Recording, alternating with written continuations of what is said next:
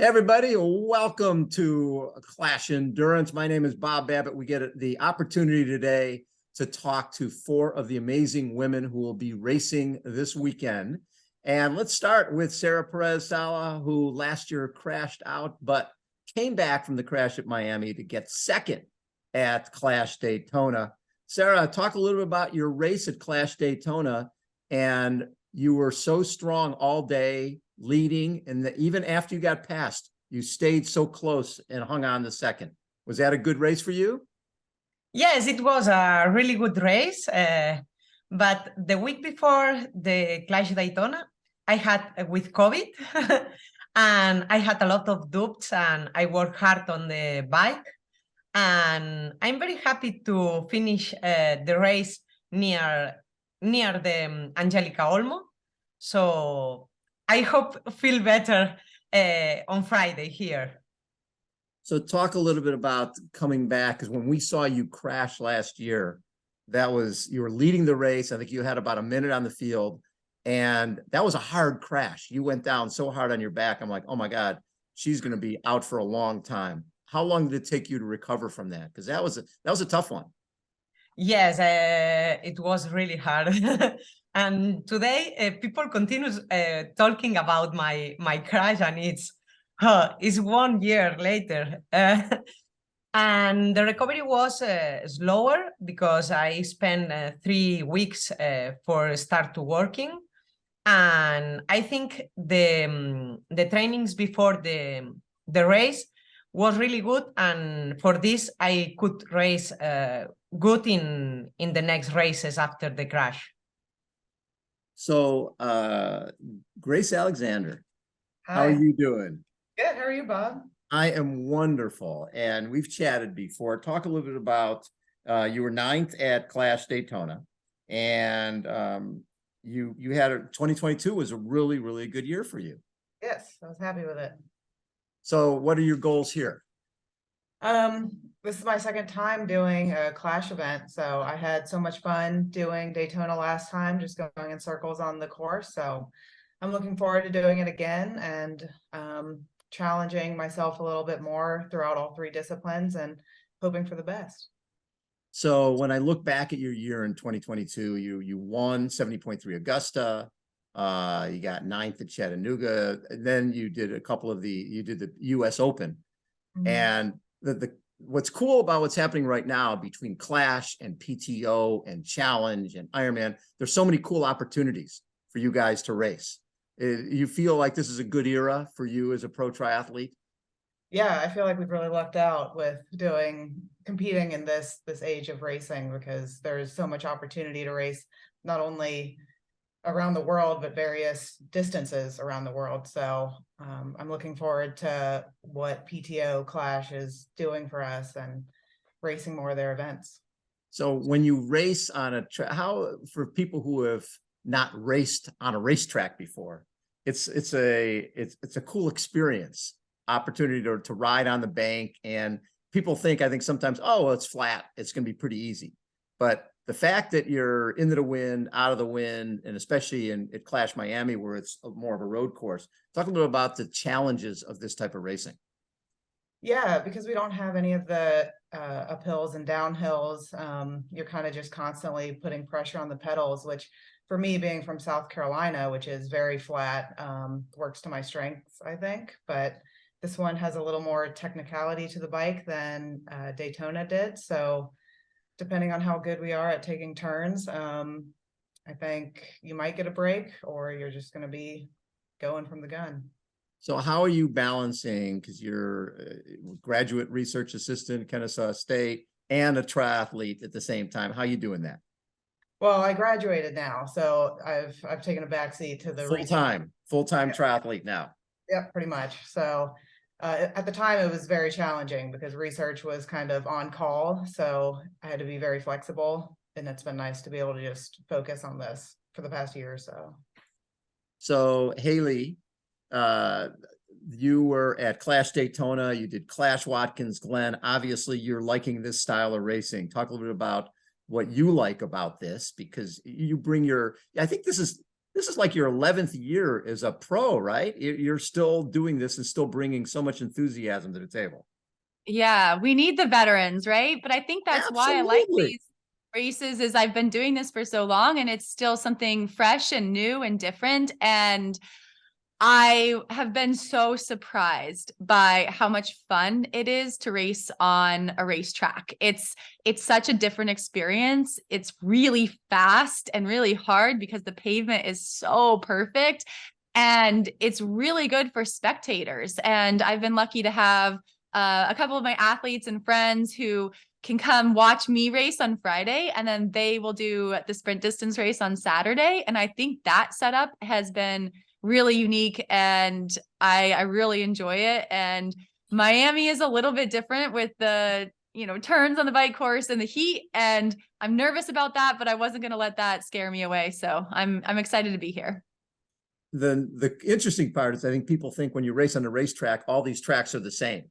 You've been there in Miami, you raced in Daytona, and you raced Clash Watkins Glen. And all three of those courses are so different, right? Because the Miami, it's more of a road course. Watkins Glen has a lot of climbing that you don't really expect when you're on a racetrack. Talk a little about Watkins Glen and how that's different than the other races you've done. Right. Watkins Glen was so different. I didn't know. I had no idea there were hilly racetracks. And I think that's one of the things I've learned through these races is I've gone to these places that I've never been. I've been in this kind of this culture of NASCAR and car racing that I didn't know anything about. And I've learned so much. And I learned it was totally different than what I expected. The people are incredibly passionate and incredibly kind and incredibly excited to share their experiences with us and tell us about the track and the races that have happened on these tracks. And then we get to have our own experiences and our own races on those same tracks. And it's kind of a neat, almost culture clash of using these sacred grounds in NASCAR and in car racing and making them work for another sport that is so different. But I think that there's a lot of respect, mutual respect between the two. So once I had hit that track in Watkins Glen, I was hooked. I had so much fun on that run. And it was just, I was like, okay, I need to race on every track I can. Yeah, your history is so cool because both your parents raced the Bud Light United States Triathlon Series back in the 80s when the sport was really just getting going. When you talk to them about what's happening now with all the prize money that's out there, that you're racing these NASCAR tracks, what are their thoughts? I mean, I think they don't like me to bring up their racing mostly, but I think they're excited for me and happy for me. And I am thankful that I grew up in a family where it was really normal for adults to exercise and to go to races and to go for runs. And I think that set a foundation for me as a kid that I knew as an adult I would still be active and I would still be racing and I would still be going after competitive goals at whatever level. I think, at one point, yes, it is nice to have a paycheck and race as a professional, but I think that running your local 5K can be just as cool and just as special. And so I'm thankful that my parents kind of instilled that in me. And I think maybe they're surprised. I don't know. I think maybe they saw it coming, but I think they respect that I've continued to do this. I've gone all over the world and it is a different life than maybe someone would necessarily want for their child. But I think they think it's cool and they get to follow along and watch, me talk about them on Breakfast with Bob. One of the fun events you did this summer, right, was in LA when we were down at the LA Tri, and you were teamed up with challenged athletes. It was challenged athletes, pros, and some celebs, and it was really a unique type of format. What did you take away from that? Right. Doing the Pro-Am relay with the Challenged Athlete Foundation was honestly a big turning point for me, maybe even career-wise. Last year, I had a couple not as good of races leading into that.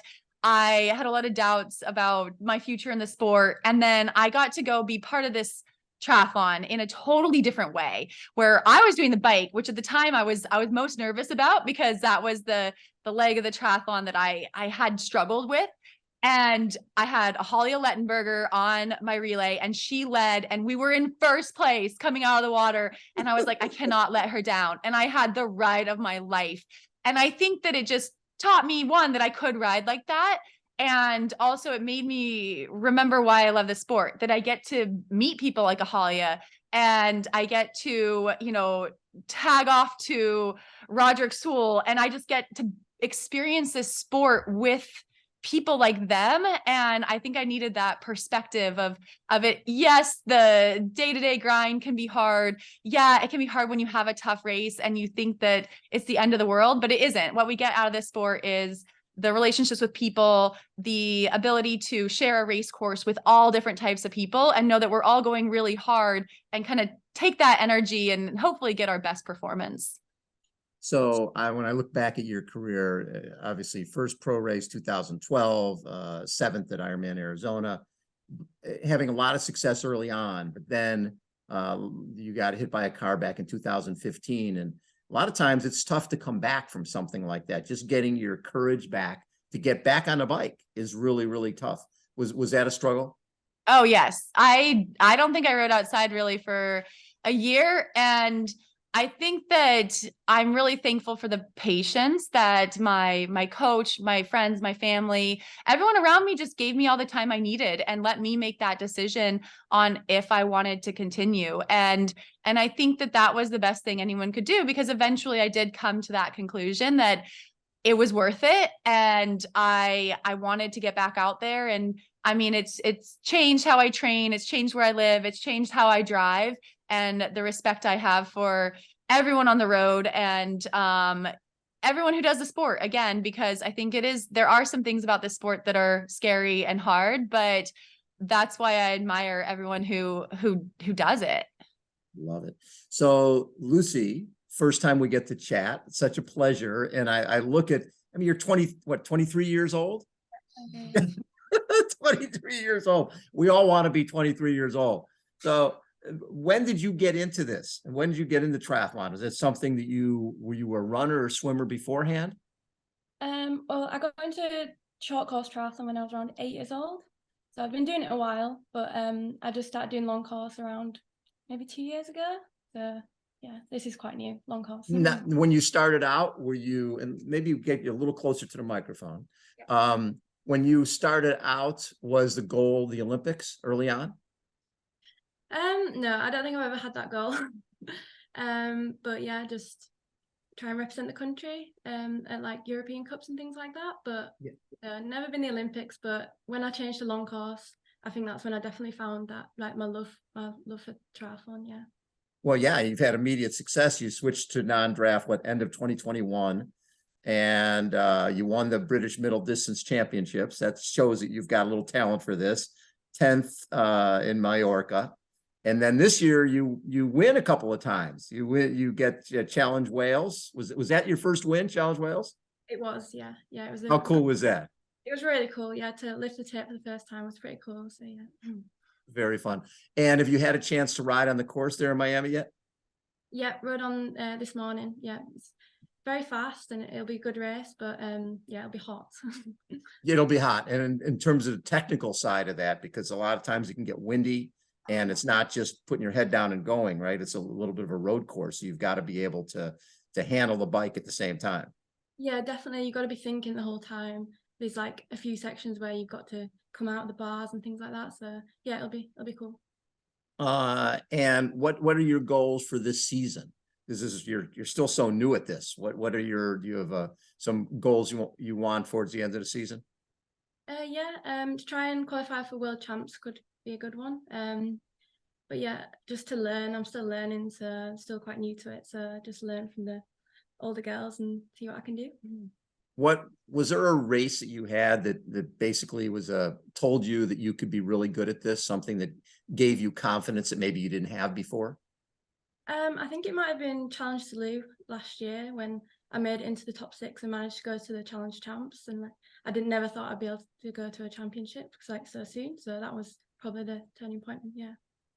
And then, well, yeah, and you went to Challenge Samarin, you're 9th there, and 2nd in Vichy. It was, when I look at your 4th, 1st, 2nd, 1st, 9th, 2nd, 6th, 8th, your top 10, pretty much in everything you did this last year. Were you happy with your 2022 season? Yeah, definitely happy. More than I expected. So yeah, definitely happy with that. So you've got a pretty impressive field here in Miami. What would, yeah, right. You're sitting next to 3 of them. What are your goals here? I never really have goals of where I want to place, but I just, over each discipline, just try my hardest on all of them and see what I can do in the outcome at the end. Love it. So Grace, back to you. Talk a little bit about just getting into triathlon and going from getting into it, becoming a pro. I was always familiar with it because I had done the Iron Kids races in Atlanta when I was like 12 or 13. And I was a runner and swimmer throughout high school and swam in college. So I would dabble in a few triathlons during the summer in college. But after I graduated, I took 2 years pretty much not exercising at all. And it wasn't a very good look for me. So I started running and I could barely get 9-minute mile pace. So I joined Orange Theory to help like motivate me and just get myself to the point where I could train again. And I did that until I felt confident and signed up for a half marathon. And then after I did that, I did my first triathlon again since college. And then after doing age group for a while, I decided to take the pro card in 2021. So it's been a gradual journey that's been very rewarding and fun. Well, and look at 2021, you get your pro card and what, 7th at 70.3 Des Moines, 70.3 Augusta, you get 6th, 20th in the world. From working out at Orange Theory to being on the world stage. That's actually one of the reasons these interviews are always so much fun. I think a lot of age groupers think that all of you guys were identified when you were 8 or 10 years old, and you're going to be a pro and we're going to give you the training and support that you need.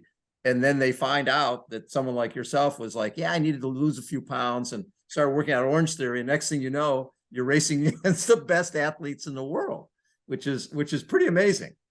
Yeah, honestly, even going through sports as a kid in high school and college, I never was like a phenom. No coach was super excited to have me, but I've learned over time that with consistency and discipline, I usually turn out pretty good. So I'm just kind of seeing how good I can get in triathlon at this point. Well, in this last year, when you win at Augusta, you're 6th the year before and you win this year. What was the difference? What do you mean? What, in terms of what, where did you improve? What was just across the board? Was there? The run's my weakest discipline right now. So I think the time cut between the last year's race in 6th and this year, I guess technically last year's first place, was, I think I improved 4 minutes on the run. So that I had someone chasing me, Lottie Lucas was chasing me 10 seconds behind for the entire race. So it was just a mental battle to not let her gain an inch, and I guess it kind of worked, but it was tough. What do you learn about yourself with a race like that? When you're thinking mentally, you're thinking, running is my weakness. I'm 10 seconds in front. Somebody's behind me. Mentally, you're thinking, oh, she's going to catch me. But the fact that you were able to dig down and say, no, she's not, that says a lot about you. Yeah. Typically in the longer races, I still have an issue of zoning out and just almost getting bored. So that definitely kept me mentally engaged the whole time, which I think helped like push me to just be consistent in the run throughout and just go from start to finish, holding the same pace and pushing myself past what I thought I could do. Love it. Hey, and Sara, what are your, for this season, what are you looking for? What are your goals for this season? First of all, I hope to do a great race on Friday. Yes. And my first achievement is Ibiza, the first European PTO. So I want to work hard to be in my best performance in this race, because I think it will be a high level. And this race is for qualify to the US Open in Milwaukee.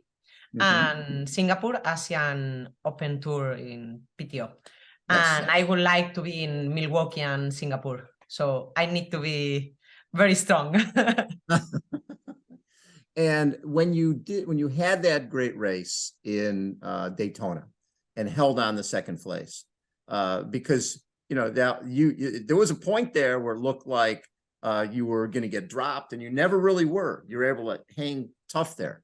What did you take away from that? What did you learn about yourself in that? Because the run is something you keep getting better at.